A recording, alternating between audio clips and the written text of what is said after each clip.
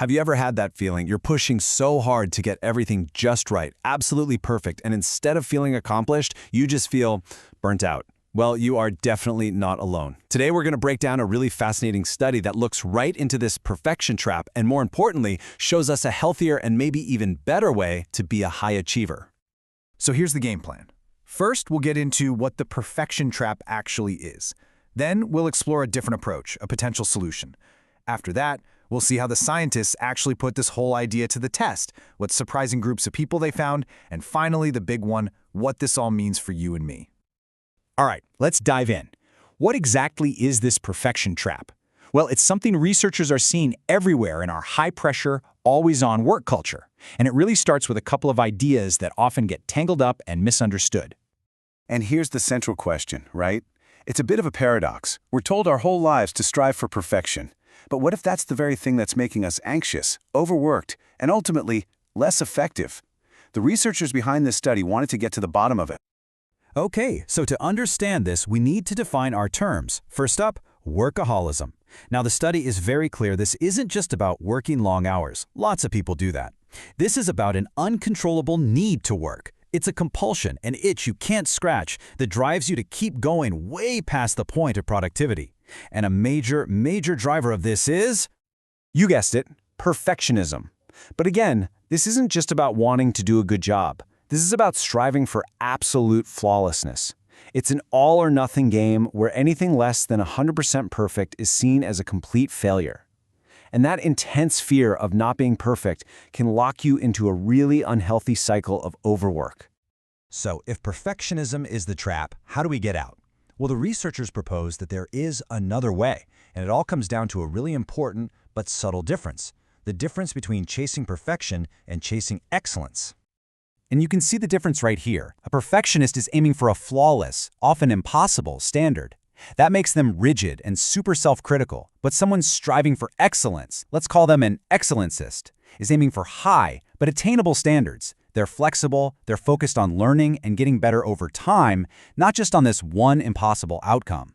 So this leads us to the core hypothesis, the big idea the scientists wanted to test. What if choosing to pursue excellence is the very thing that can break that toxic link between high achievement and workaholism? Could this be the antidote? Now that is a fantastic theory, but how do you actually prove something like that? So let's pull back the curtain and look at how the researchers designed their study to figure this out. They basically had a three-step plan. First, they went to two groups of people you'd expect to find in high-pressure jobs: corporate employees and university academics.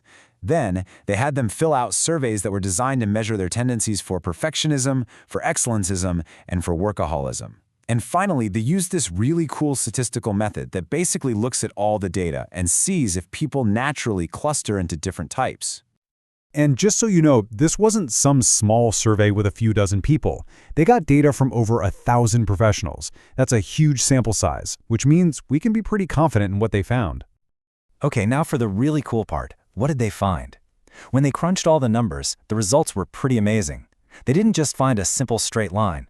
They found that people really did fall into three very distinct profiles. So here are the three groups they found. You had your non-perfectionists, who scored pretty low on everything. No big surprise there. Then you had two different kinds of high achievers: the perfection seekers, who scored high on both perfectionism and excellencism. And then you had the excellence seekers, who scored super high on excellence, but only moderately on perfectionism. The real question is, how did these groups stack up on workaholism? And boom, here it is, the big reveal. The perfection seekers? Yep, they had the highest tendency toward workaholism. We kind of saw that coming. But the excellence seekers? Check this out.